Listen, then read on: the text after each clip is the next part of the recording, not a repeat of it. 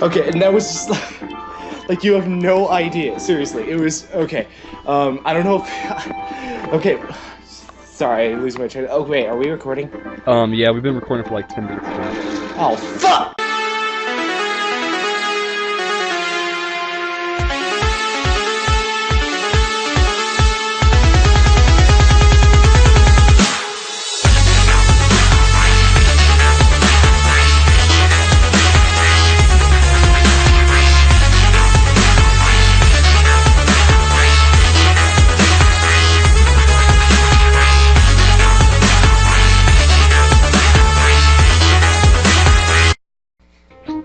Hey guys, Master of Extreme 93 with part 11, NXT Gale Darkness. In this episode, we're going to take on the Pyrite Colosseum. Joining me today is my friend. Hey, what's up guys? SyracuatTenlii here. So over here we got a red box, and it's going to be a couple of great balls. Nice. And as you see, what just happened there was that, thing just... Well, of course you didn't see it, I'm sorry. That thing just reacted, the Pokespot Seeker or whatever, that will always come up whenever there's a Pokemon at one of those Pokemon spots, and it gets kind of annoying because it is just relentless. Alright, so now we're going to enter the Pyrite Colosseum. This place is pretty much only worthwhile doing at this stage of the game. You can come back here and redo this anytime, but personally Mount Battle is much better, and there's another similar area like this place at Pyrite Colosseum, which is just much better once you get further into the game.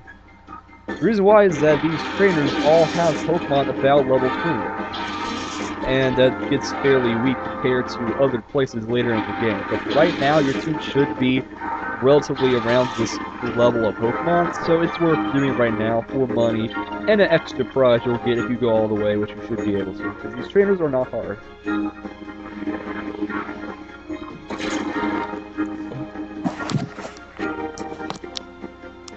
You there?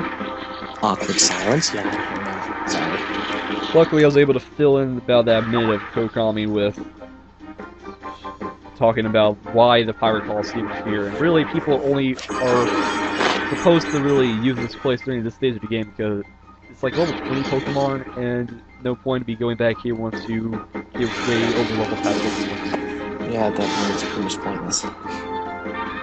I never really thought that a Pokemon trainer using baby Pokemon such as Scooch and Pichu would cause me so many problems, but hair fusion is a stuff.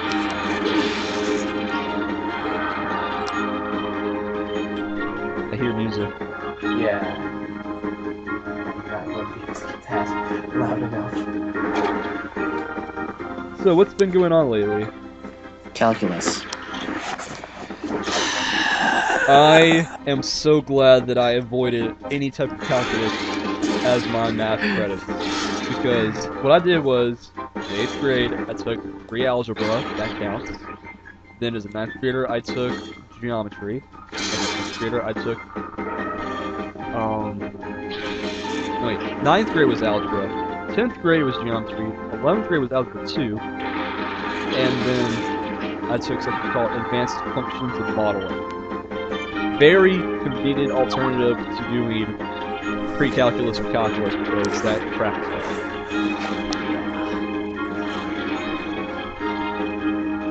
So something interesting happened to me just today, actually.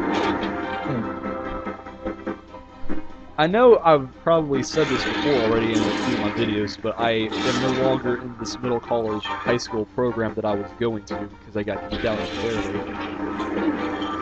Really? Yeah, so now I'm going back to my just local high school, the one that's nearest to my house.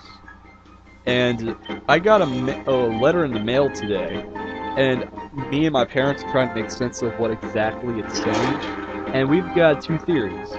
One, it's saying we have to, for some reason which I cannot fathom, we have to either pay back $730 to the school, or the school is giving us $730 as some type of apology or something, or for me not being in the program no more. I don't understand either one, but I sure as hell know my family's not paying back $700 after me being kicked out unfairly to begin with.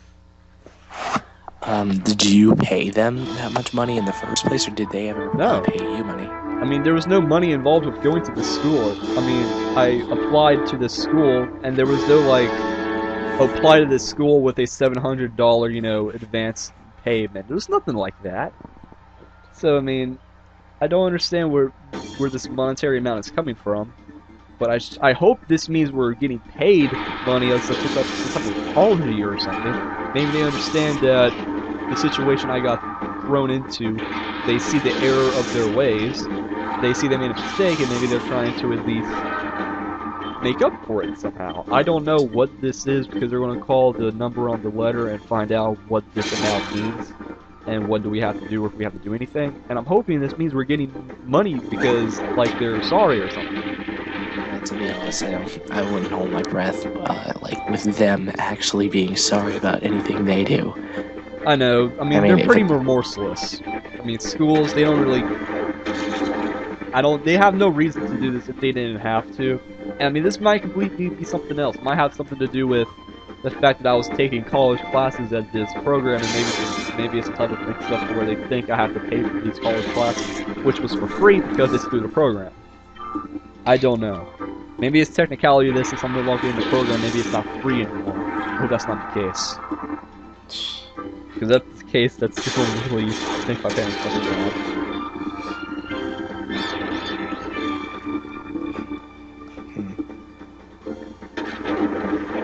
Okay, we're just doing more battles here. This guy has a Totodile, a Cyndaquil, and a Chikorita.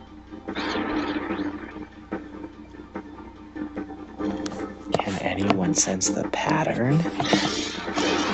No, nobody can sense it at all. I just one thing I don't like about this game. I mean, I can be fine with the fact that you don't get any wild Pokemon catches. You have to capture Predator. That's fine. I don't like that you can't get starters, like other than the Eevee you get very game. Why can't you get like different starters, like at least from Kanto or Hoenn or Johto or any of them like that?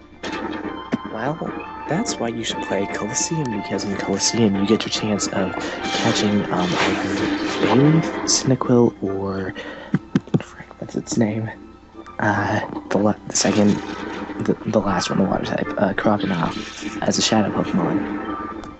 You said Cyndaquil, Bayleaf, and Crocodile. Oh, did I say Cyndaquil? I meant Quilava, Bayleaf, and Crocodile. Second. See, that's the thing, though. I need to seriously go and play Colosseum. I have to, like, either rent it from GameStop or buy it from GameStop for, like, a really cheap price, because I've heard good games, reviews of that game. I just want to play it just so I can see, you know, how good it is.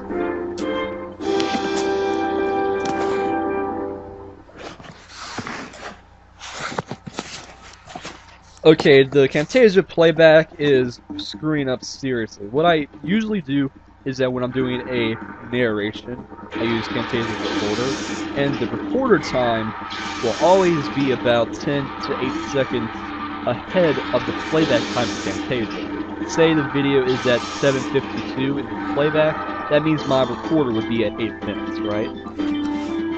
Right now it's the opposite. My recorder is 8 minutes slow past the playback in Camtasia, and I'm like, what the fuck?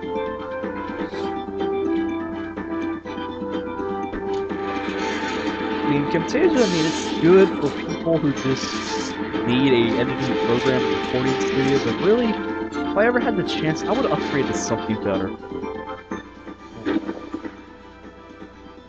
What do you use? Same. Camtasia. Well, I know people like Sony Vegas, but I just don't understand its interface.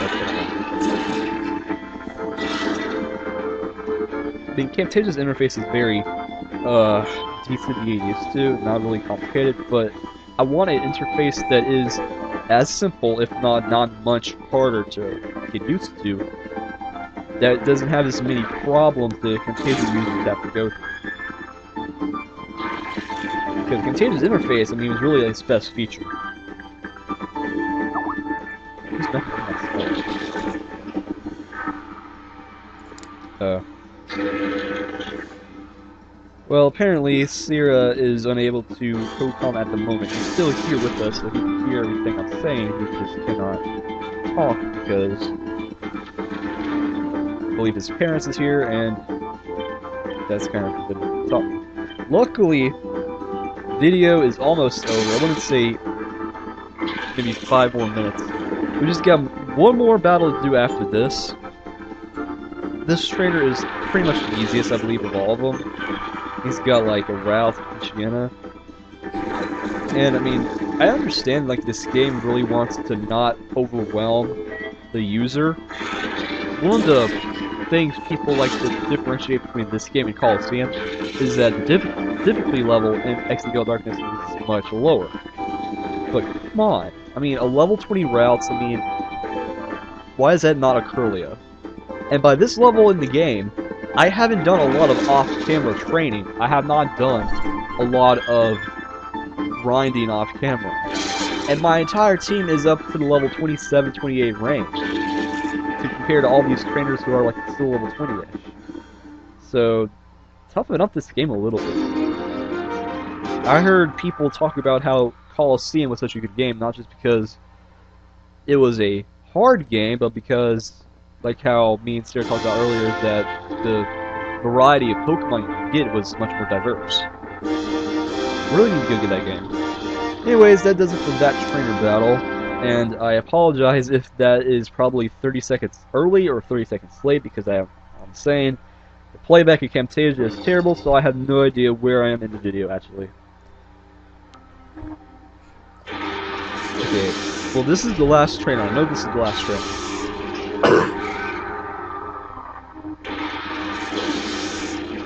He has a Bustle, a Minun, and a Snubble.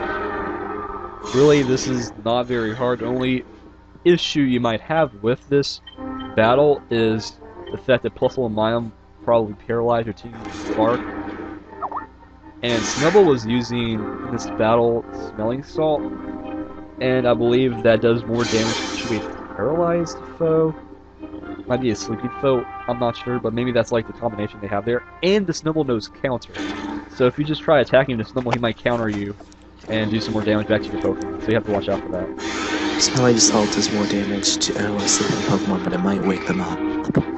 Oh, that's what's Smelling Salt. See, I didn't know that. Smelling Salt is one of those moves I just don't ever see people use at all. Outside of in-game like Emerald or, you know, Ruby or Sapphire.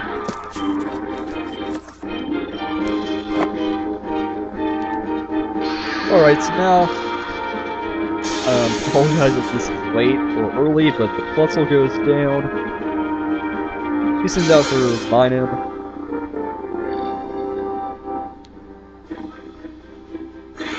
I forget, was Plusle and Minun the first Pokemon released for 3rd Gen? I have no idea.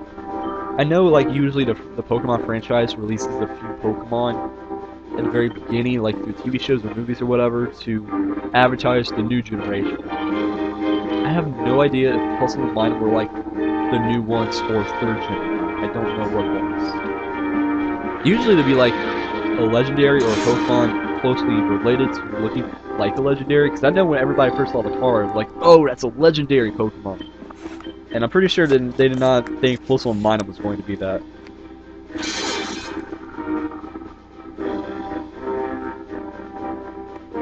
Counter fails.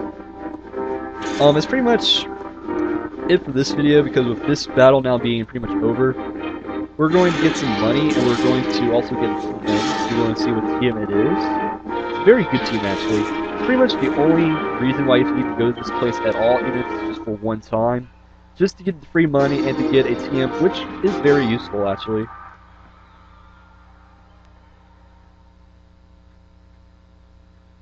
Again, I apologize that Seer was not able to co-com the entire video, but I'm happy he was at least here for most of it.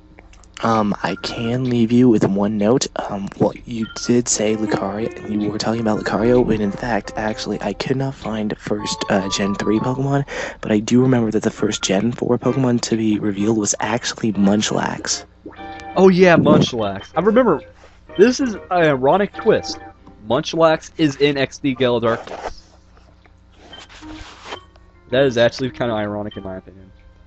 Anyways, you get prize money, and you get TM31, which is Brick Break, which is a good move. I'm going to probably give it to my Teddy Ursa, because the physical attack, and it's got good physical attack. So, in the next episode, we're finally going to leave Pyrite Town for now. So, for part 11 in XD Gale Darkness, this is Mox signing out, and I will see you guys later. Say bye, Sierra, if you can.